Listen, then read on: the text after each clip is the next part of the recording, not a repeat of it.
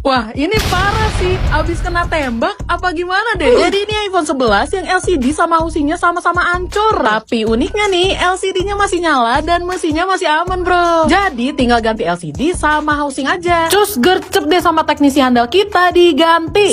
Set, copot-copotin spare part, masukin, pasang housing yang baru, kelar. Lanjut, ganti LCD. Set, kopi trutun, beres. Untuk info harganya bisa tanya-tanya di DM atau WA kita aja ya. Thank you.